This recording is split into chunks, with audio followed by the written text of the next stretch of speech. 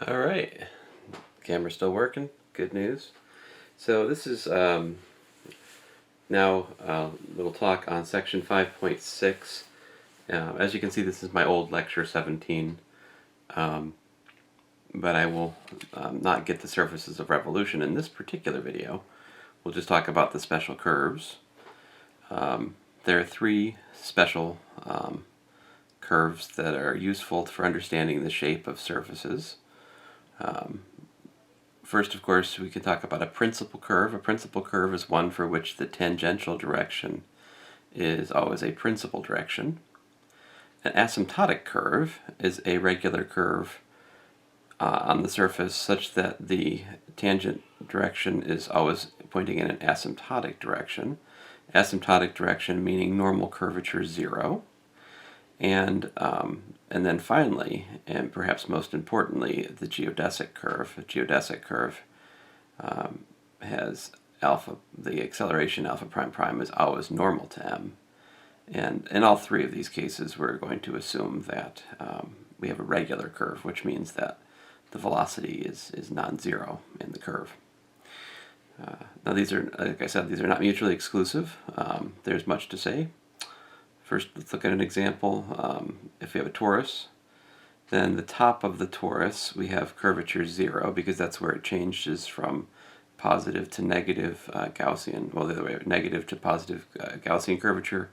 So one of the principal curvature has to be 0 on that top circle. And there's also, of course, a bottom circle, which is harder for me to draw.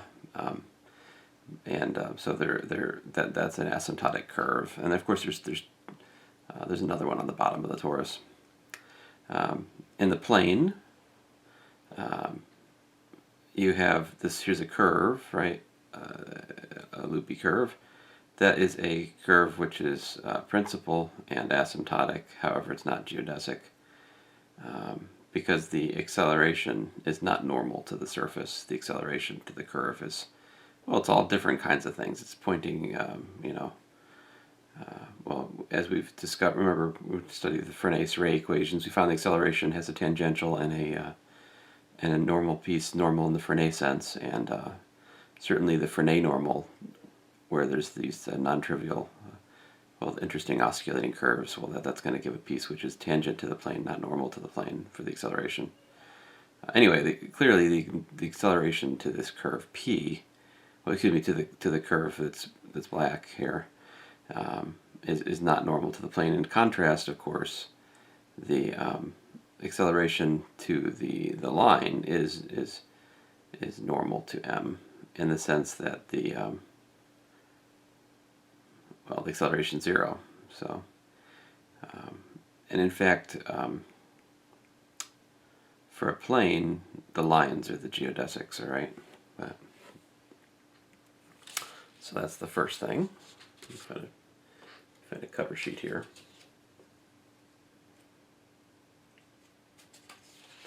So I would urge you to read this section carefully. There's so much beautiful geometry in section 5.6. I will only touch on part of it in this little talk here, but I'll try to do the best I can, of course. Now here we have on the 6.2 alpha, a regular curve, and u, the unit normal, restricted to alpha. Then alpha is a principal curve if and only if the derivative of the unit normal and the tangent are collinear at each point. And alpha is also principal, implies that in that case the principal curvature in the alpha prime direction is given by acceleration dot unit normal divided by well, the speed squared, I suppose. So the proof is, I think pretty straight calculation. Here it is. For a principal curve, we know that the shape operator on alpha prime is equal to k alpha prime along the whole curve, right? But what is the shape operator? It's minus the covariant derivative on the unit normal in the alpha prime direction, right? And by that identity we've used so many times, this, of course, this is, sometimes we write u sub alpha here, you could adorn that u with an alpha. And really the same is true up here in lemma 6.2, right? I mean, he's talking about u restricted to the curve here, right? So you could justifiably, and you know, he's really talking about u restricted to the curve, which he has used that notation for in the past, but whatever. So we have that is equal to k alpha prime, and well, that's to say that they're collinear, right? Because there's just a k multiple of each other, and that's of course the forward direction of one. The reverse direction, if we have that this is the case, then that implies that s of alpha prime is k alpha prime, which is to say that alpha is a principal curve because its tangential direction is a principal direction. And again, I would remind you, if you have forgotten the definition of principal curvature and principal direction, you should stop the video, go look those up, and go from there, right? Okay, number two, if alpha is a principal curve, that means that s of alpha prime is k alpha prime. However, alpha prime dot s of alpha prime is alpha prime prime dot u, right, by lemma 2.1, the ever important lemma 2.1. And so that is, of course, k alpha prime dot alpha prime, and then voila, there you go.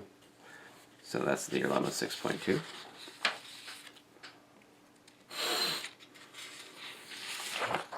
Now, lemma 6.3, a little bit muddier, but here it is. Let alpha be a curve formed by the intersection of a surface M and a plane P if the angle between the plane and the surface is constant along the curve. Then alpha is a principal curve. Now, how do you measure the angle between a plane and a surface?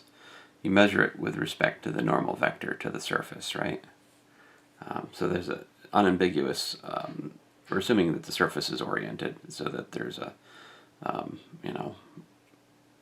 unit normal along the whole M with which we can judge the angle between M and P. And here's my questionable attempt at a picture here. My surface, I believe, is the cylinder, and then I'm trying to draw a plane slicing through the cylinder. So the red one, I think I'm trying to make a sort of a level across the axis of the plane of the cylinder.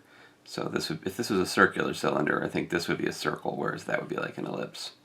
And so for the circle intersection, the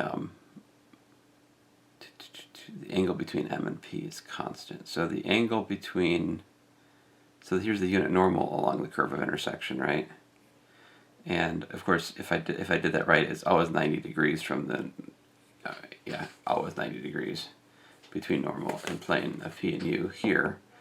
But up here, you see that the angle is 90 degrees here, but it's more than 90 degrees over there. Or it's, well, I don't know what it is. Less than 90 degrees there. But the point is, this is not a, well, we can't say anything. The lemma 6.3 is silent about this curve because the condition of lemma 6.3 is not met for the curve of intersection of the orange and the cylinder, whereas it is met here because there's a constant 90-degree angle between the plane and the unit normal, the normal to the plane and the normal to the surface on that curve of intersection. So I can tell you that the red curve is principal. I cannot tell you anything about the orange curve here. All right. So it's an if-then. It's not an if and only if, right? So the proof is pretty, I think it's a somewhat straightforward calculation, but it's easy to get lost in all the letters. So if U is normal to M, V is normal to P, V is assumed to be a constant vector field because P is plane. And so both U and V are assumed to be unit length, all right? If theta naught is the fixed angle between U and V along the curve of intersection alpha, then u dot v is cosine theta naught along alpha. And so we can differentiate the dot product of the vector fields, and they have to be 0, which gives us by the product rule that, and so here we're evaluating, I mean, if you want to be fussy, we're really looking at u alpha, v alpha, and that makes sense because they're, you know, alpha is the curve of intersection where those both meet.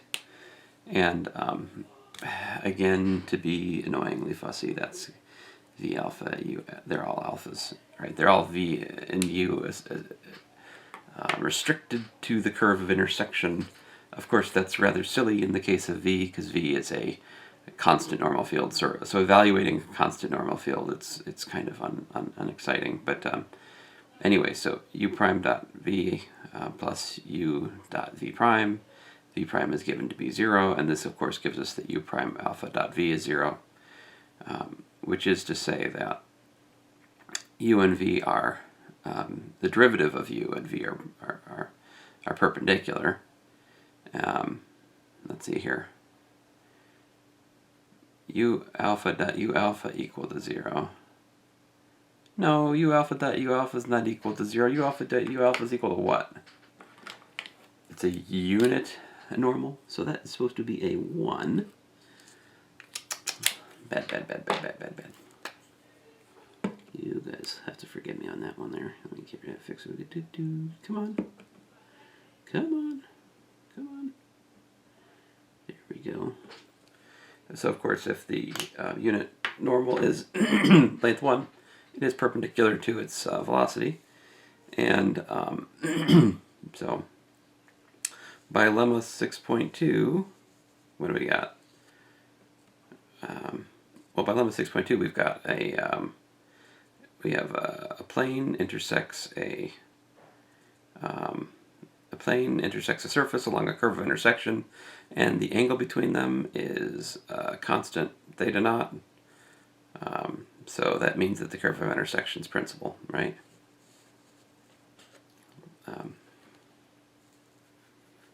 And let's see here. Actually, why am I?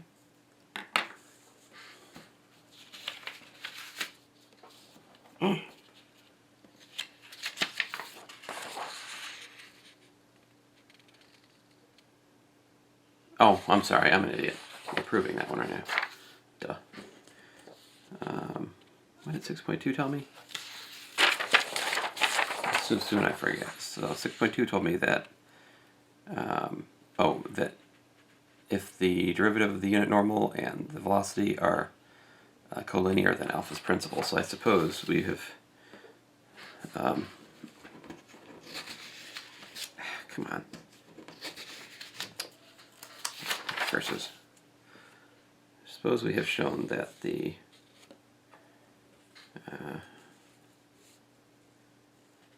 think have we shown that u alpha prime and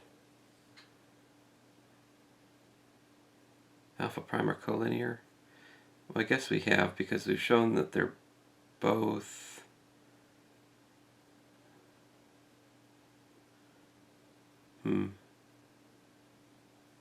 okay. So likewise, alpha prime dot v is equal to 0 and alpha prime dot u is equal to 0. As alpha lies in both m and p, it's tangent to the perpendicular. It's perpendicular to the normals of both, which means that u and v. Well, that's the secret sauce that gives us that alpha prime is collinear to u prime. Hence, by lemma 6.2, alpha prime is principal, and all right. So remark, if u and v are linearly independent, then u cross v is not equal to 0, and if u prime is perpendicular to u and v, u prime is collinear to u cross v. If alpha prime is perpendicular to u and v, alpha prime is collinear to u cross v, which means that u prime is collinear to alpha prime. So that's what I was struggling with on the previous page. All right, and then 2, on the other hand,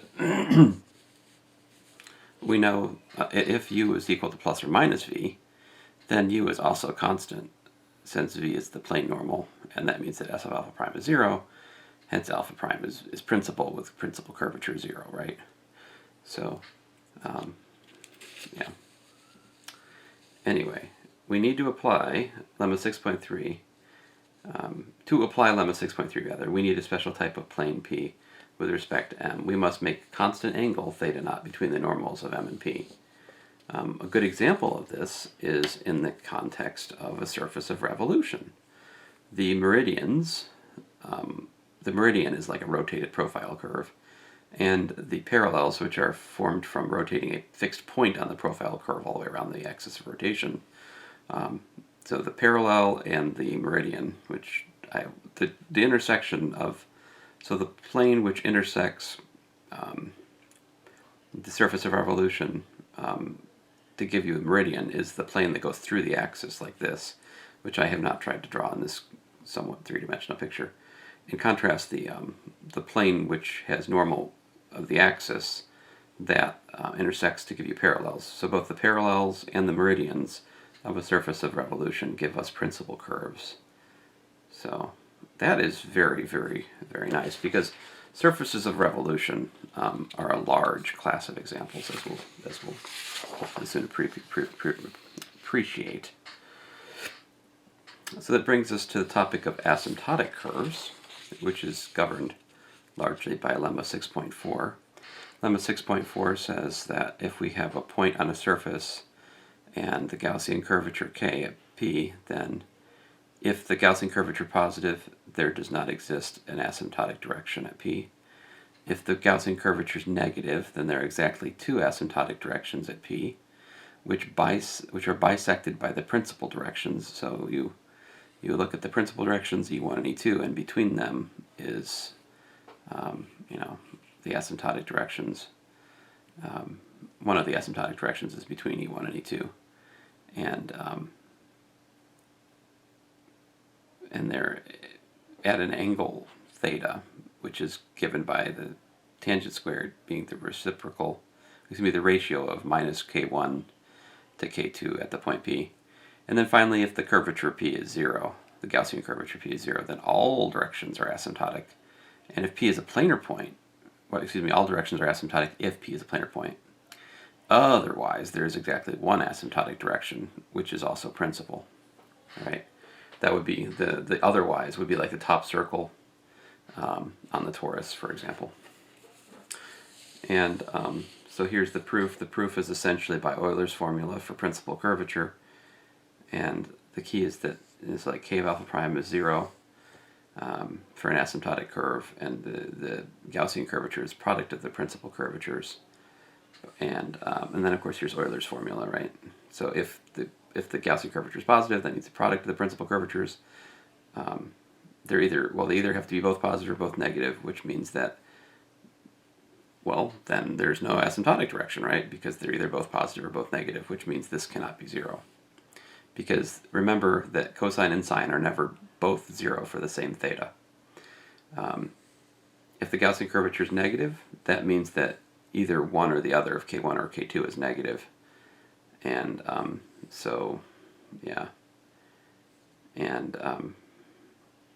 but that also means that this has a solution, right? And you can get the solution by solving for tangent squared equal to minus k1 over k2, right? And so there you go. Finally, if it's planar, and that implies both curvatures are 0, which means that k of u is 0 for all u. In other words, all directions are asymptotic. Otherwise, if k2 is 0, that means that k is k1 of p cosine squared theta, and that's only going to be 0 for theta equal to like pi over 2 direction, the E2 direction. So, lemma 6.4 is actually not that bad. It's essentially straightforward from Euler's formula for curve and principal curvature. And examples are important. So, of course, a sphere has positive Gaussian curvature. There is no asymptotic direction at a given point on the sphere. Any direction you go, you have principal curvature non-zero. For a saddle surface, the principal directions are not drawn in my picture at the moment, but they're like this one and then the ridge curve, right? So you have negative curvature, principal curvature along that, positive principal curvature along that, And bisecting those, between those, you have the asymptotic direction. There are exactly 2 of them on a saddle surface. And then the torus, as I was predicting, the top curve on the torus is you have only one asymptotic direction along the curve, tangential direction. And let's see here. So on the outside of the torus, you have no asymptotic directions, and you can also see this by the fact that there's no intersection between M and its tangent plane. Whereas if you're on the inside of the torus, there's one asymptotic direction, and you can see, of course, that if you can envision the tangent plane, it would intersect the surface. So likewise here, so there's asymptotic directions in this one, and that's also the case that if you can envision the tangent plane, it's intersecting the saddle surface. And actually where it intersects kind of tells you where the asymptotic directions are. So I suppose I've tried to draw it there, but anyway. Let's see here. I'm almost out of time for this one. I may have to cut this short here. Let's see how much more I have to go.